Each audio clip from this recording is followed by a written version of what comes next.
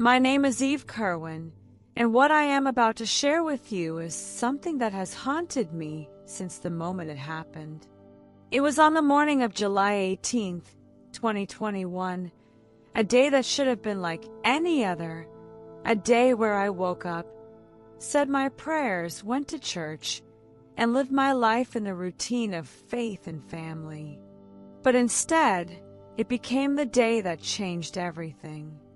It was the day I died, and in that moment, I was shown a vision so terrifying and so real that I have not been able to keep silent about it.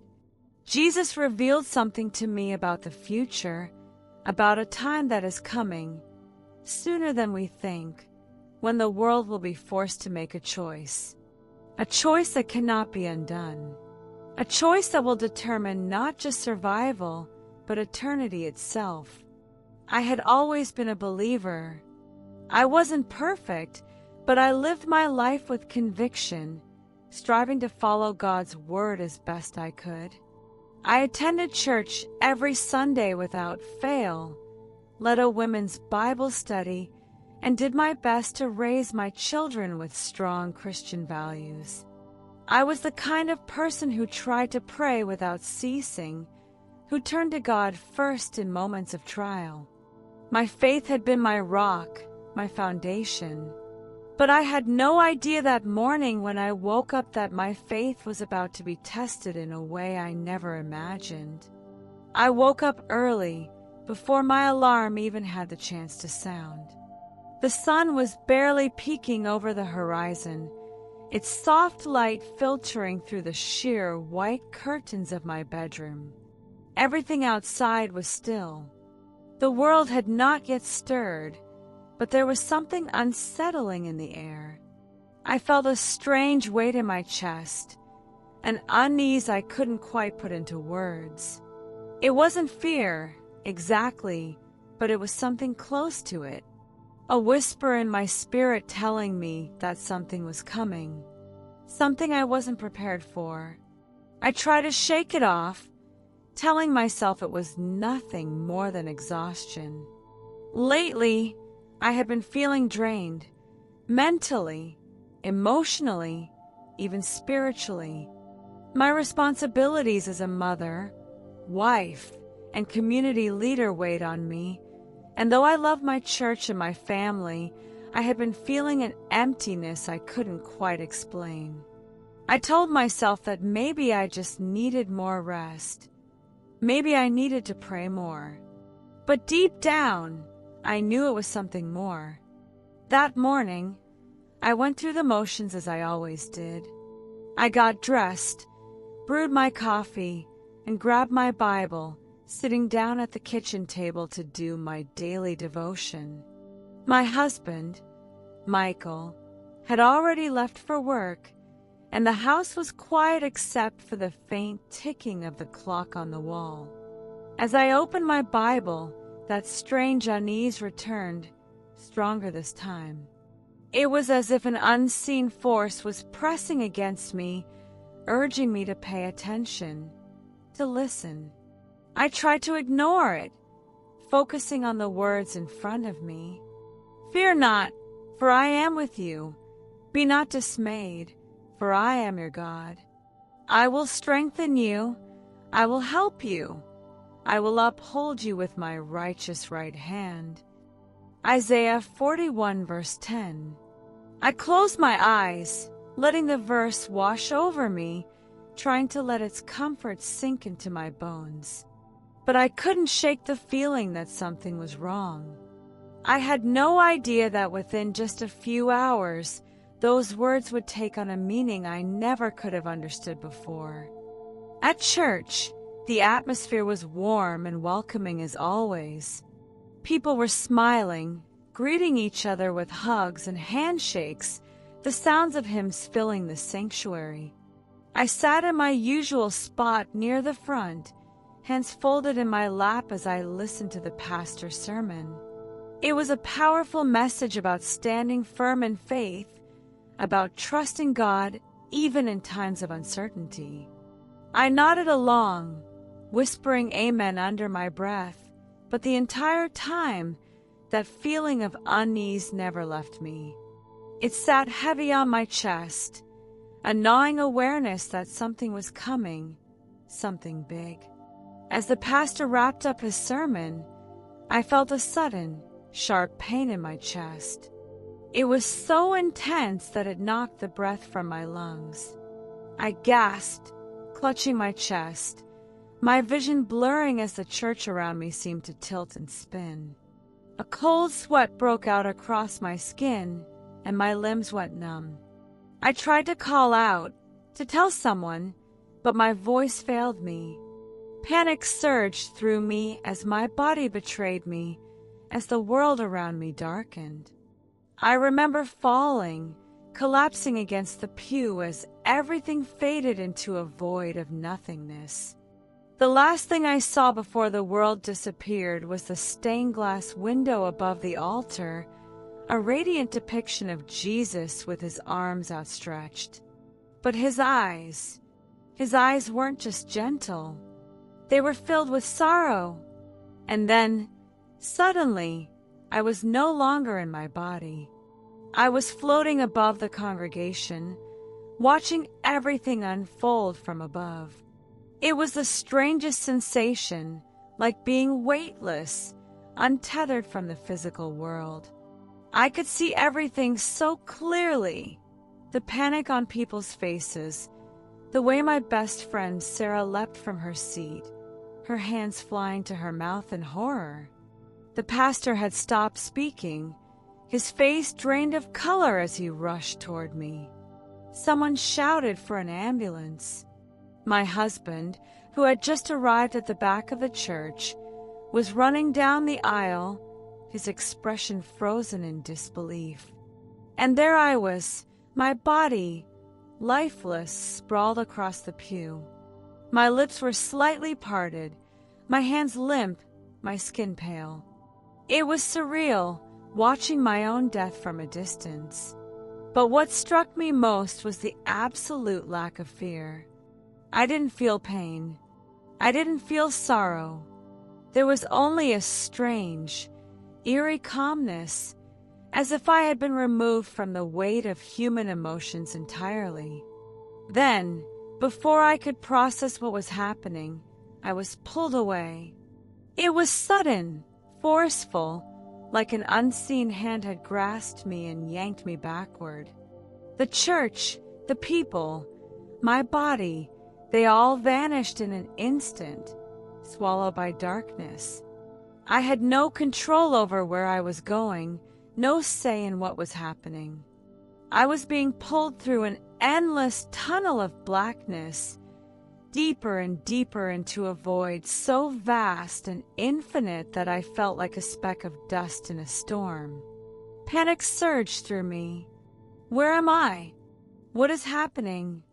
The air around me was thick, suffocating. My mind raced with questions, but there were no answers, only the cold embrace of the abyss. I called out, but my voice was swallowed by the void. My heart, or whatever part of me still existed, thundered with fear. This wasn't what I had imagined death to be. Then, in the distance, I saw it. A light, small at first, barely noticeable, but growing brighter with every passing second.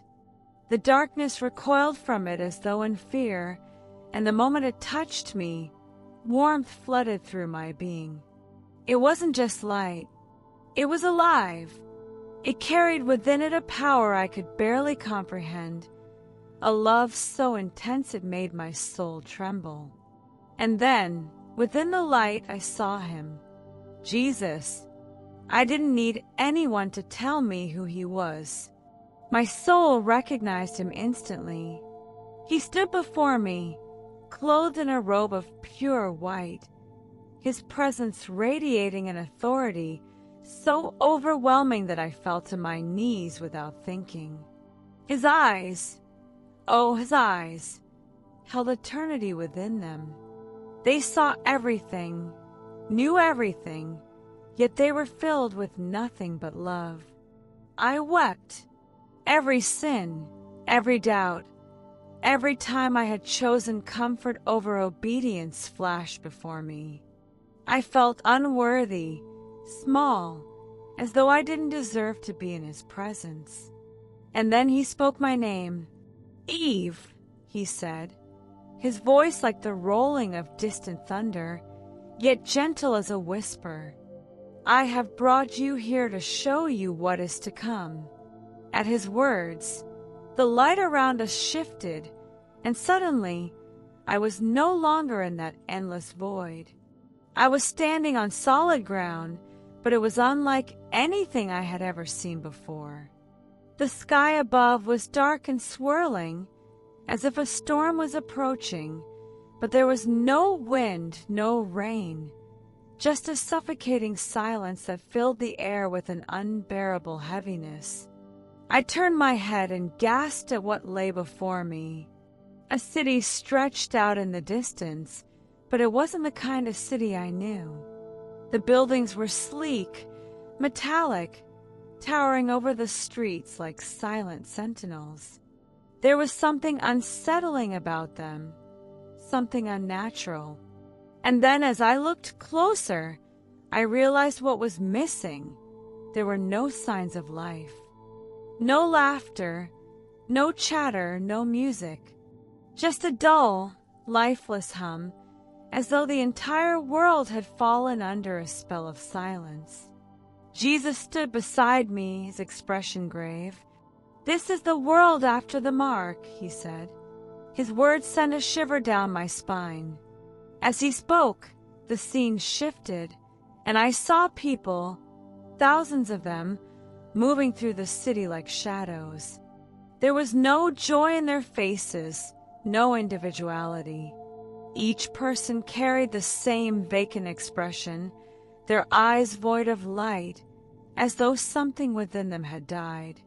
A strange mark glowed on their right hands and foreheads, a symbol I couldn't quite make out. But I knew instantly that it was the mark he had spoken of. "They can no longer hear me," Jesus said, his voice filled with sorrow. "They have made their choice." My heart pounded in my chest. I wanted to look away, but Jesus raised his hand, and the vision deepened. I saw people trying to buy food, entering stores and scanning their hands over glowing panels. Those who had the mark were granted access without question. But then I saw something that made my stomach drop, those without the mark. A woman with hollow cheeks and sunken eyes stood at the entrance of a store, clutching a small child in her arms. She begged, pleaded for food, but the workers inside simply shook their heads and gestured for her to leave. Her child wailed, weak from hunger, but no one paid them any mind. They were invisible. Jesus' voice was firm. Without the mark, they will be cast out. They will be seen as enemies of the system, as burdens to society. I watched in horror as guards dressed in black armor roamed the streets, dragging people away. A young man, barely out of his teens, was forced to his knees in the street, his face streaked with tears. "Just take the mark," someone whispered to him. "It's not worth dying over." But he shook his head, refusing. And then, before I could even process what was happening, the guards seized him and carried him away. "Where are they taking him?" I whispered, my voice barely audible. Jesus' face darkened. "To be dealt with." I trembled. "Why? Why is this happening?" "Because they have given the world their trust instead of me," he answered. "They have chosen comfort over faith, security over truth. The enemy does not force them, he deceives them. And many will fall." Tears burned in my eyes as I watched. I wanted to scream, to reach out and pull these people away from their fate, but Jesus placed a hand on my shoulder, steadying me. "There is still hope," he said.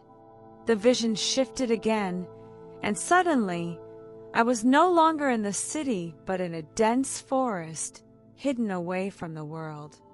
There, in a small clearing, I saw them, the ones who had refused the mark. They were ragged, exhausted, but they were alive. And more than that, they were free. Families huddled together, whispering prayers of gratitude. A man read from a worn Bible, his voice strong despite the hardships they faced. And then I saw something that filled my heart with awe, food appearing where there had been none, water bubbling up from the ground, the sick being healed through nothing but the laying on of hands. They survived through faith, Jesus said. They lack nothing, for I provide for them. I turned to him, my heart pounding. What do I do with this? How do I warn them? Jesus looked deep into my soul, and his next words burned themselves into my very being. Tell them before it is too late. Those who prepare now will endure, but those who delay will be caught in the storm. I felt myself being pulled away again, the vision fading. The last thing I saw was Jesus' eyes, filled with love, sorrow, and urgency. And then I woke up. I gasped, my chest heaving as my eyes flew open. I was in a hospital bed, machines beeping around me. Nurses rushed to my side, their eyes wide with disbelief. "You were gone," one of them whispered. 17 minutes. You were clinically dead for 17 minutes. But I knew. I had not been gone. I had been somewhere far more real than this world. And I had been given a mission. From that day forward, I could not stay silent. I have shared this message with everyone willing to listen. Many dismiss it. Many call me crazy. But I don't care. Jesus warned me that deception is coming, that the world will be given a choice, and that choice will determine everything. I know what I saw. I know what is coming. And I know that God's people must prepare. If you are watching this, I urge you, seek Him now. Do not wait for the storm to come before you build your foundation on Christ. Do not let fear drive you to compromise. You have a choice, but that choice must be made now, before the time comes when there is no turning back. Will you stand firm in faith, or will you fall for the greatest deception the world has ever known? The choice is yours, but know this, Jesus is calling. Will you answer?